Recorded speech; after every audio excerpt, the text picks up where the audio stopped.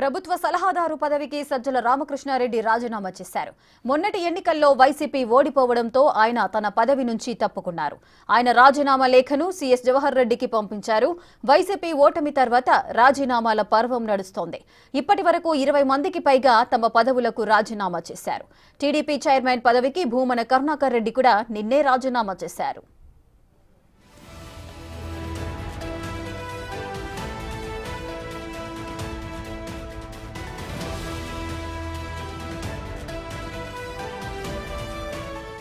మరింత సమాచారం మా ప్రతినిధి శివ అందిస్తారు. శివ, ఏపీ ప్రభుత్వ సలహాదారు పదవికి సజ్జల రామకృష్ణారెడ్డి రాజీనామా చేసినట్లుగా తెలుస్తోంది. మొత్తం ఇంతవరకు ఎంతమంది రాజీనామా చేశారు?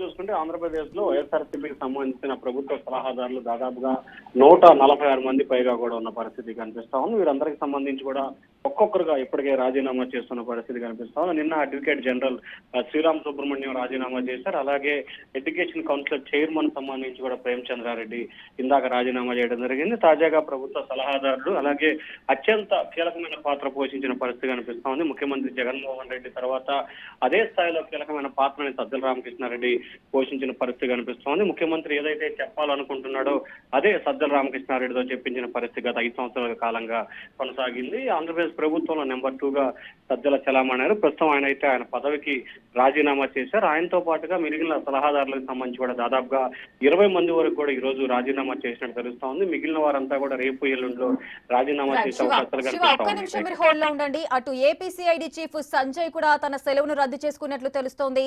అటు ప్రభుత్వం మారుతున్న సమయంలో ఈ సెలవు తీసుకోవడంపై కూడా ఎన్నో విమర్శలు వచ్చాయి. ఆ నేపథ్యంలో కూడా తన సెలవును రద్దు చేసుకున్నట్లుగా చెబుతున్నారు.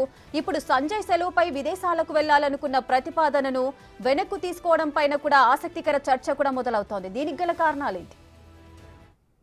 కనుక ఇటీవల కాలంలో సిఐడి చీఫ్ ఏదైతే చంద్రబాబు అరెస్టు సమయంలో జరిగిన పరిణామాలకు సంబంధించి అక్రమంగా కేసులు బనాయించి లేనిపోని వివరాలు సేకరించి తప్పుడు కేసు పెట్టారనేది టీడీపీ ఆరోపిస్తుంది. ఈ ఆరోపణ నేపథ్యంలోనే ప్రభుత్వం మారిన తర్వాత ఖచ్చితంగా సిఐడికి సంబంధించి కూడా మార్పులు చేర్పులు ఆ డేటా కూడా మొత్తం సేకరించే అవకాశం కనిపిస్తోంది. ఇప్పటికే ఏదైతే టీడీపీకి సంబంధించి ఇంకా ప్రభుత్వం బాధ్యతలు స్వీకరించలేదు. ఇప్పటికే పూర్తి స్థాయిలో కూడా సచివాలయానికి సంబంధించి ఐటీ శాఖని పూర్తి స్థాయిలో తమ ఆధీనంలో తీసుకుని ఫైళ్లంతా కూడా సోదాలు చేయటం, అలాగే ఎటువంటి డేటా బయటకు వెళ్ళకుండా చూస్తా ఉంది. సో ఈ నేపథ్యంలో సిఐడి చీఫ్ కు సంబంధించి కూడా ఇటు లోకేష్ చంద్రబాబుపై కూడా దాదాపుగా 6 కేసులు పెట్టిన పరిస్థితి కనిపిస్తోంది. ఈ నేపథ్యంలో అతనికి ఇబ్బందికర పరిస్థితి ఏర్పడుతుందని చెప్పి కూడా ఆయన నిన్న మధ్యాహ్నం కూడా సిఎస్ కి సెలవు కావాలని చెప్పి కోరటం జరిగింది. అయితే ఆయన సెలవు కూడా వెంటనే మంజూరు చేసిన పరిస్థితి. కానీ ఈ రోజు పూర్తి స్థాయిలో ప్రభుత్వం మారిన తర్వాత అనేకమైన విమర్శలు రావటం, అలాగే సిఎస్ కు సంబంధించి కూడా ఉదయం చంద్రబాబు సిఎస్ తో భేటీ అనే నేపథ్యంలో పలు ఆసక్తికర అంశాలు ఈ మధ్య చర్చకు వచ్చింది. ఈ నేపథ్యంలోనే